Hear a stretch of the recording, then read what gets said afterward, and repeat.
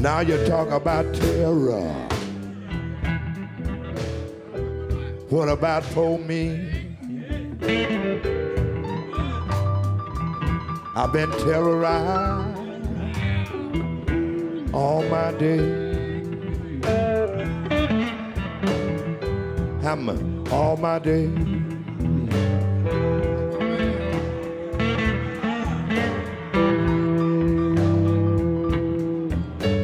I first encountered Laurie Grinker's remarkable work as a photographer in a book, Afterwar, Veterans from a World in Conflict, where a century of war is represented by and through portraits of individuals and their haunting stories.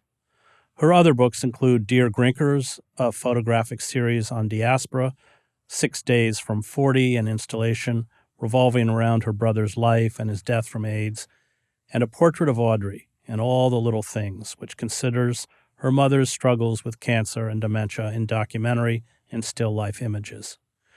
Grinker, for an art school photography assignment, was shooting a project on young boxers under the guidance of the legendary trainer Cus D'Amato. Her main focus was a 9-year-old boxer, Billy Ham. While photographing him, Cus wandered over and asked why Laurie was shooting Ham, when the bigger kid in the corner, working on a speed bag, would one day be the heavyweight champion of the world. The kid was then a 13-year-old Mike Tyson. Over the next decade, Laurie photographed the coterie that surrounded Mike, Cus's funeral, going home to Brownsville, old friends, trips abroad, in hotel suites, before and after fights, his relationship with Robin Givens, their wedding, their divorce, and the training and fights in between, until Tyson's first defeat, the Buster Douglas fight in 1991. Joining me to discuss her books Afterwar and Tyson is Laurie Grinker. So I saw a tie-in between the two books, having been very involved in war and a little involved in boxing. They're very hyper-masculine cultures, subcultures. They're certainly about violence in one form or another. But they're different in the sense that the Tyson book is about the rise largely of a great fighter, whereas Afterwar is really about the after effects of conflict, the wounds, internal and physical, that you carry. Let's just talk a little bit about the concept behind Afterwar, what it is you were trying to do. Well, I had gone to the Middle East, to Israel and the West Bank in the 80s, and I just got really interested to know what people from both sides were thinking and feeling. And I found my way to Beit Halochem, which is like a veterans home where they had all kinds of physical therapy, but sports and programs for families. And I got in and I started photographing there, and I started interviewing people from each of the Israeli wars. And so I really wanted to know what it was like on the other side, from the Intifada, from Lebanon. And I started interviewing people from those sides. And then it just opened up to all these wars. I got interested in Vietnam veterans, going back to Vietnam, looking for closure, meeting with the Vietnamese who were both in the North and the South, both who they fought with and fought against. And I just started to see how these people had more in common with each other after war than they did with some of the people they left back at home. And it was this shared experience and the human cost of war that I wanted to document. Well, some of the stories are pretty horrific because there's text sort of describing their ordeal, from physical wounds, from psychological wounds. Was there a kind of commonality that you felt between all of these victims? Clearly, one commonality is that it never goes away. You live with it, and it lives on in you for the rest of your life. And you're never the same person after. And I think that for me, as somebody who would never experience war. I really wanted to understand what that was, and and to understand the mechanisms of all these wars, and instead of judging these people, no matter which side they were on, understanding what brought them there, whether it was the politics of the place that, or they were poor people who had no other way to get an education but join the military, people who were conscripted due to colonialism, in World War II from West Africa. So what brings people to war? It's not always this, black and white, story. Not everybody that goes wants to fight. Not everybody that joins the military does it out of allegiance to their country or because they want to be a hero. They often it's because it's the only way they can afford to get money and to get an education after. And then of course there are drafts. But the women were very interesting to me because we didn't know that much about women fighting and why would women go to war. And when I spoke to women in Eritrea who fought against the Ethiopians, and they said, well, we had no choice. They were raping our neighbors and killing our fathers. And so 40% of the fighting army in Eritrea were women, and they helped win the war. So it gave me a really clear picture of the history of these wars, what it takes to recover, what kinds of therapies there are in all these different countries, how similar they all are, how so many veterans, like Vietnam veterans, would go back to other countries and really help veterans from the troubles between Britain and Ireland, and help them heal their wounds. So it's like this collective giving back almost, and so forever being in war, but then being on the side of peace and trying to help those people find peace within themselves. That's what Jung called the wounded healer. Yeah. Let's talk about just a few of the pictures before we go on to the Tyson book. So is it Shimo? Danny Shimoni. Shimoni, right. So talk about his situation. Well, Danny Shimoni was somebody I met that time when I first went to the Middle East, when I first stayed in Israel in 1986, I think it was. Could have been a little earlier. And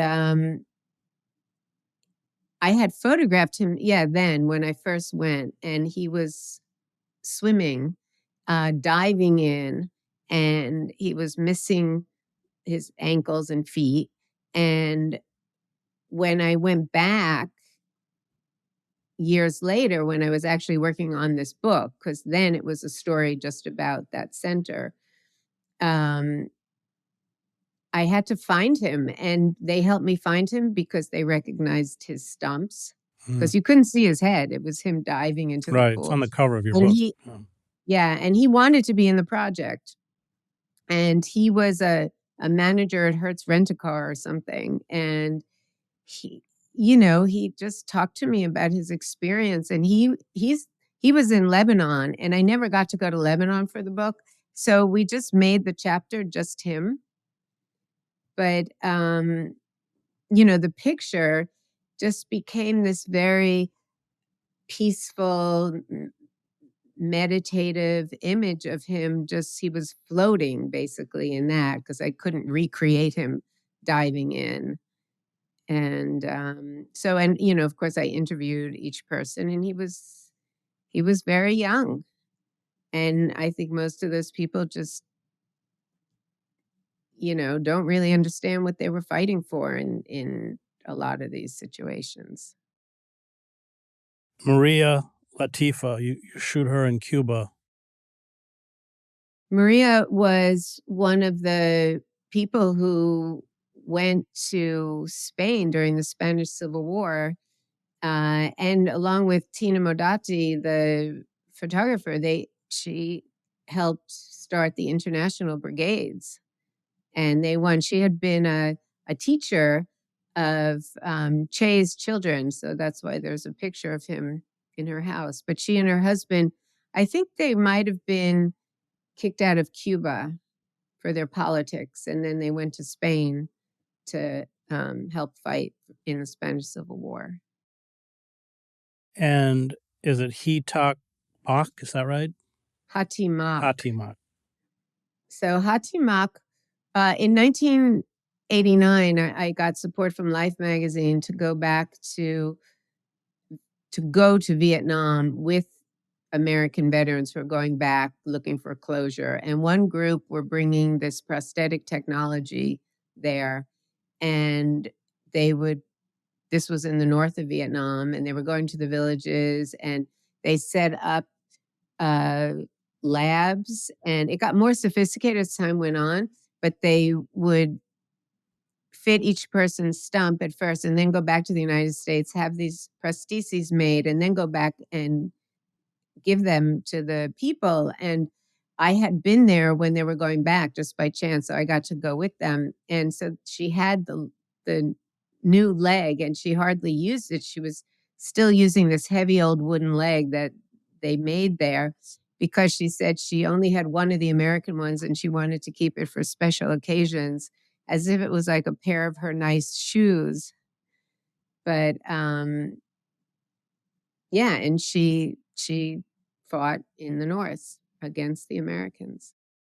I mean, I like the book having covered conflicts because the people that you portray in the book, especially those who are grievously wounded, are pretty much rendered invisible by the wider society. We don't see them. We don't hear their story unless they're willing to read from the kind of approved 4th of July script. I think after the Gulf War and the invasion of Iraq, at least American veterans became more vocal. And I think when there were so many problems at VA hospitals and problems with benefits, they became more vocal in that, and there were more people fighting for them, for their rights. But I do think it's still a bit under the radar. And I think some people just want to come back and get back to normal. And it takes a while for many of them to see what they're going through. Or like when I've given talks, there are people who, through the stories of these veterans, and I guess I could read a couple of quotes if you wanted. Sure, yeah. But they learned about their parents, their fathers mostly, who never talked about their experience in Vietnam, but they began to understand it by reading other people's stories in my book.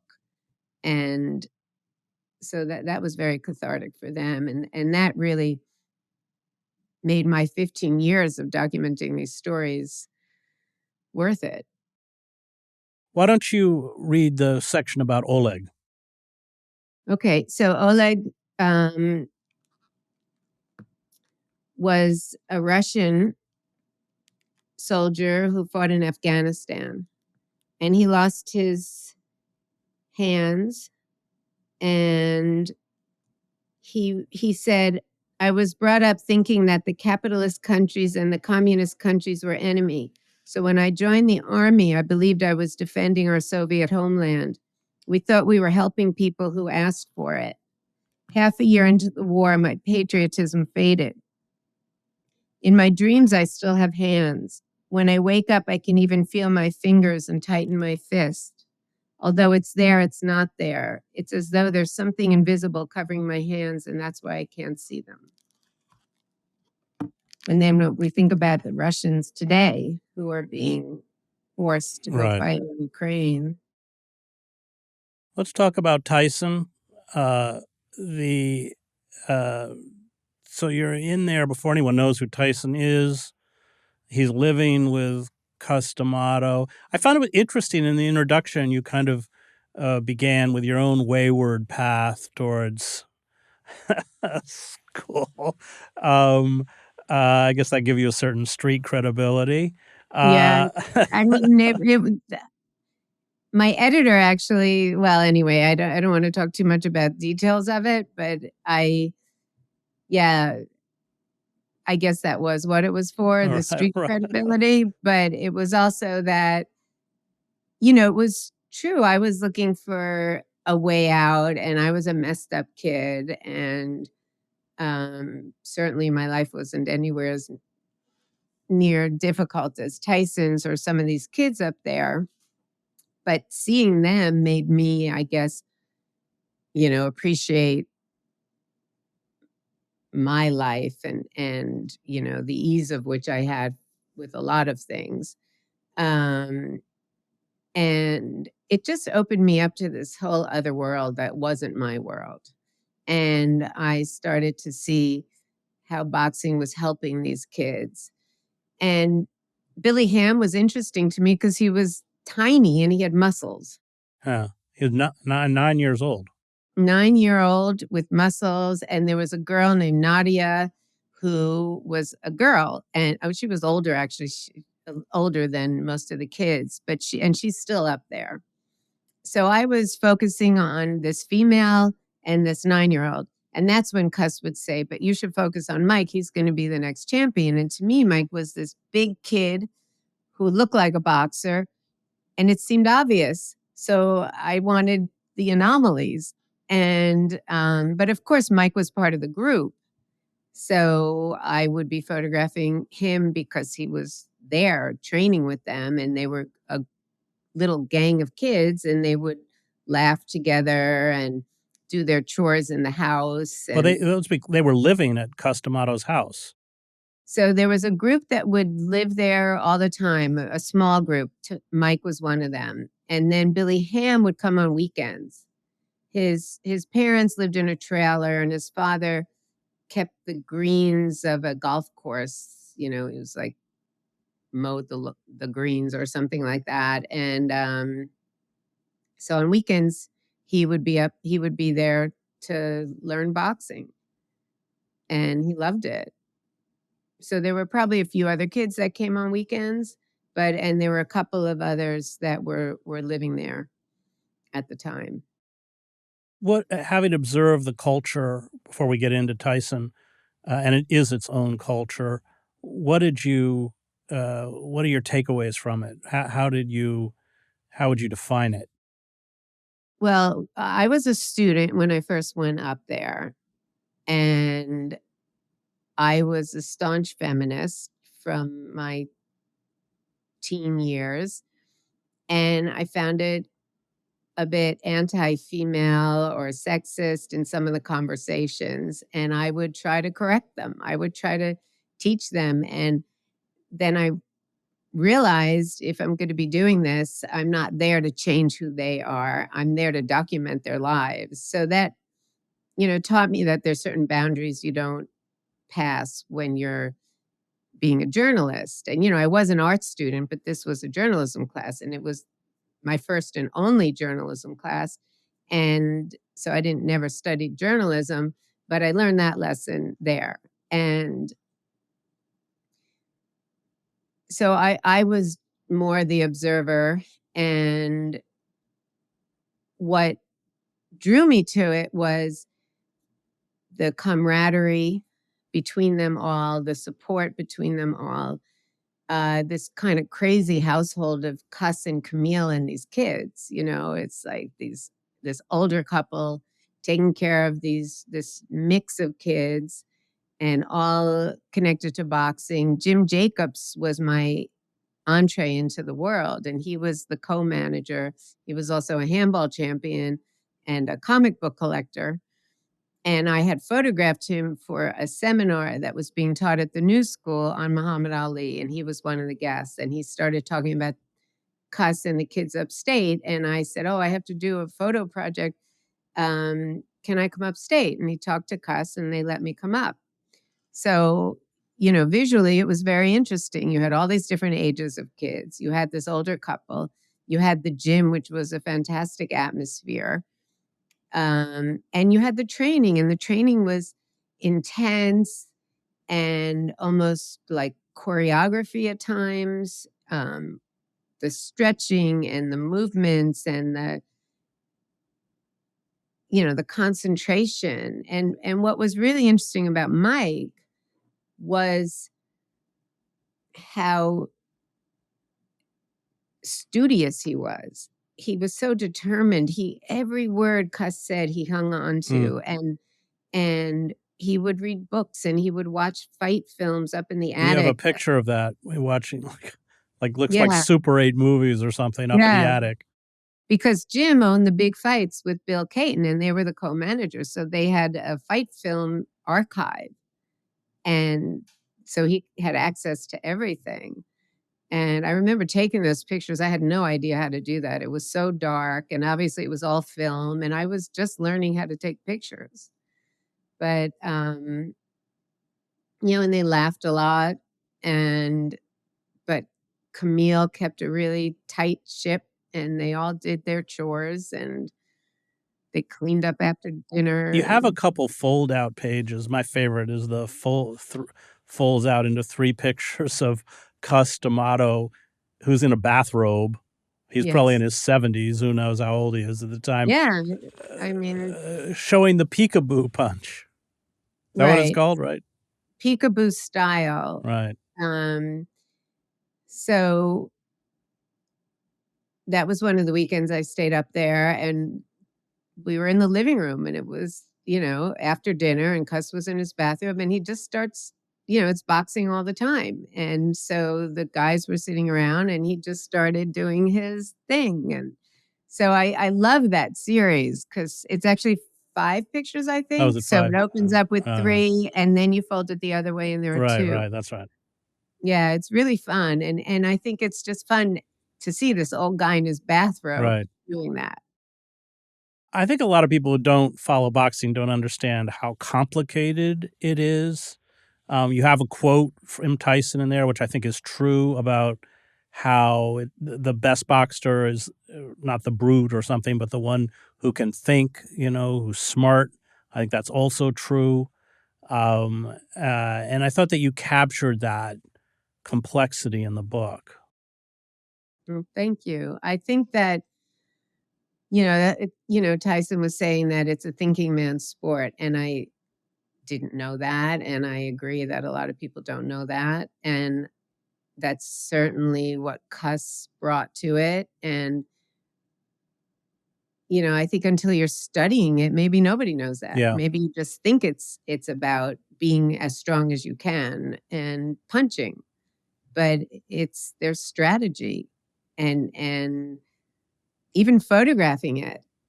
And most sports, and I'm not a sports photographer by any means, except for doing some boxing a long time ago, but you have to anticipate what's going to happen next. And so if you don't know all the moves and don't know how this other fighter thinks, it's almost like chess. You have to be looking at everything and know what's coming next and know what can happen if you move one way. And that's what interested me in it. I don't like boxing, but once I could see the intelligence of it, it was interesting to watch. So you meet Tyson. He's a kid. You follow him. There's a picture. He goes back to Brownsville in his white Rolls Royce. There's pictures in the hotel suite of him and Robin Given. But it is this meteoric rise. I think he becomes world champion when he's 20. But he changes, and not in good ways. And that's also part of what you're documenting. Yeah, well, what happened was actually the white Rolls Royce is Catskill and the blue Rolls Royce is Brownsville. All right. So he went through, well, at least 2 Rolls Royces during my time. He, I think he had or has a good soul and a generous heart.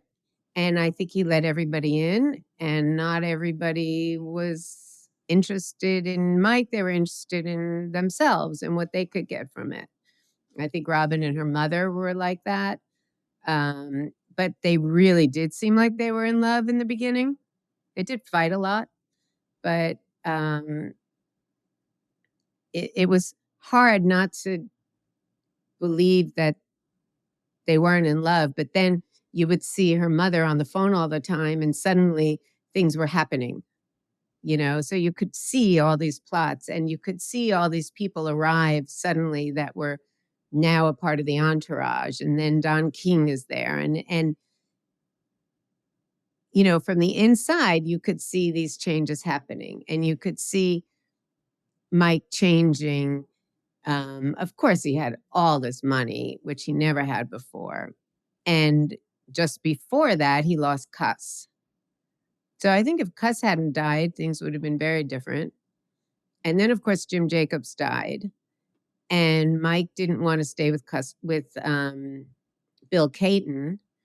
And Don King was already working on him, even though Mike had once said he'd never go with Don King. He ended up with Don King. And, I just think he became less and less reliable for me and other photographers who had appointments set up, assignments set up with magazines, and he just wouldn't show. And mine were usually a little easier than some of these who came with a big production team and lighting and, and cost a lot of money, and he didn't show for them either. So for me, it was, I had started working on Afterwar, and I wanted to do other things, and I didn't want to, I never intended to make my career about Mike Tyson. I just happened to be in the right place at the right time. It was really dumb luck. And, well, not so dumb. I mean, I picked a good story, but I never was going to stay there forever, and I certainly wasn't a celebrity photographer. But I think when I put all the pictures together, that's when I started to see the breadth of what I had. It was a lot of trips up and back and up and back. And I went with a lot of different writers, and I'd be on assignments different weekends. And I worked for the big fights, doing some of the fights for them. But then all the behind the scenes stuff was mine. And I just did that on my own. But there were a lot of things Mike wouldn't let me go to. He never let me go to the big parties. I'm sure he didn't want me to see what was going on there, or he didn't want it documented. Well, you have in the book, I think, what mothers are slipping him phone numbers of their daughters or something.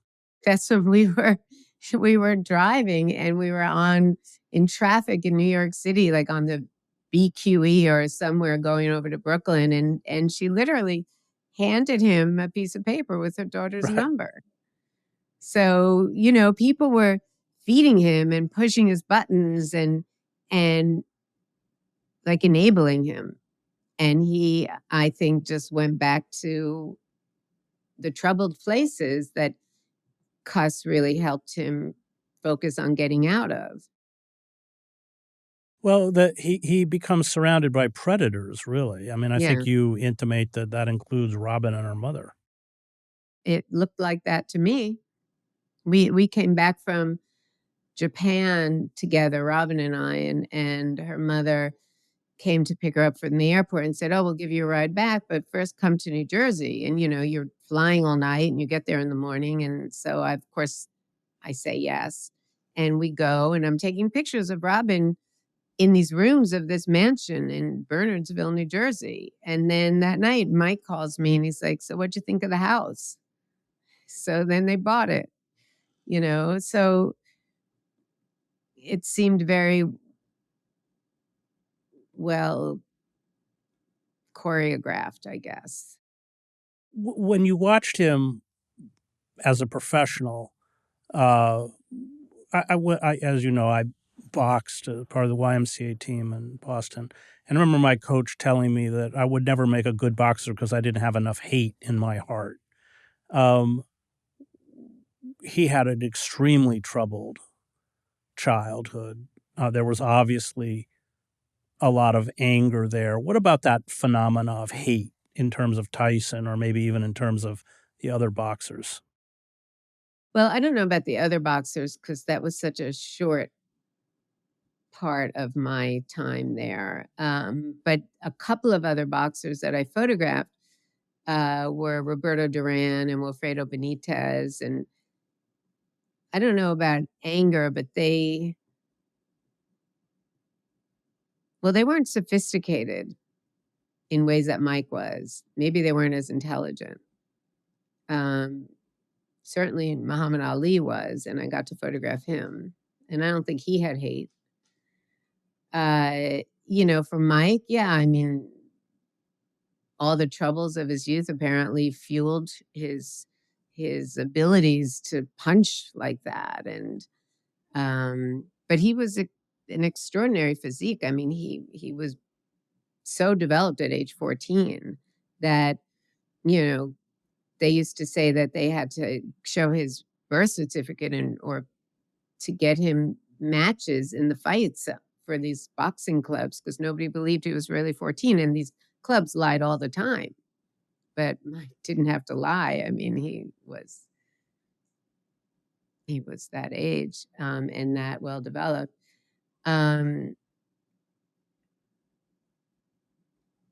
But I think through the book you see the humanity in him, and you see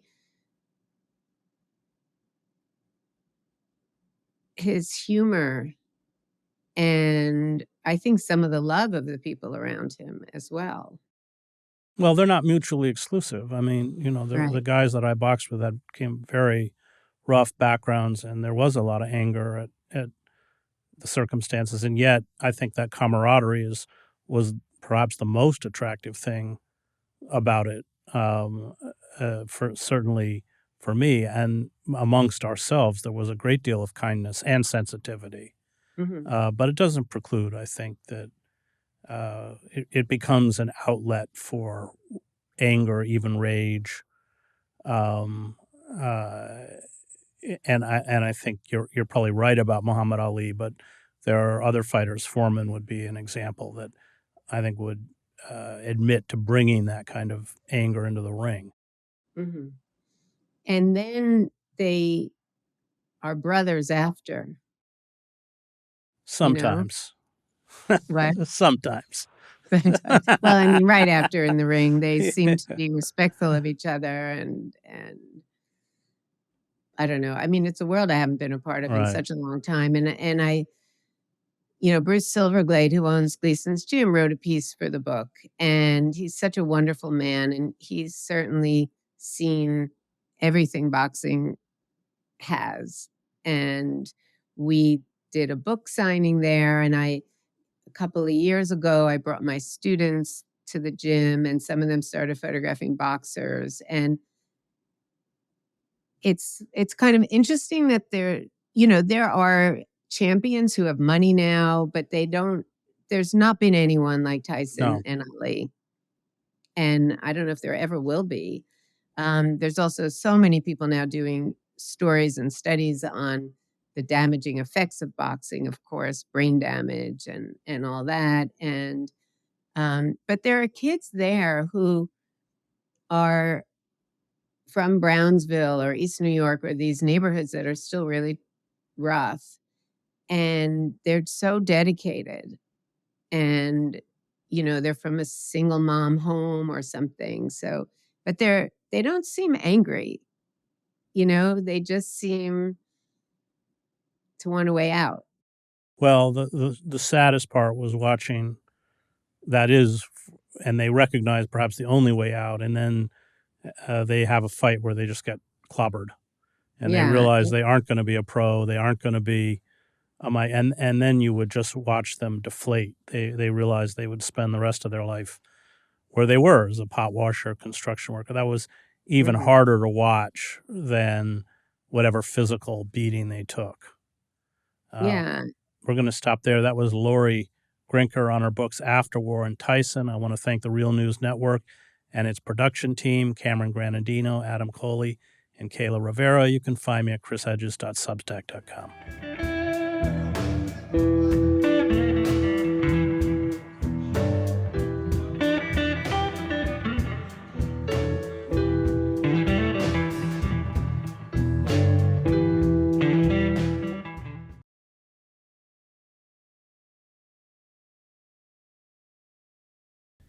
Thank you so much for watching The Real News Network, where we lift up the voices, stories, and struggles that you care about most. And we need your help to keep doing this work, so please tap your screen now, subscribe, and donate to The Real News Network. Solidarity forever.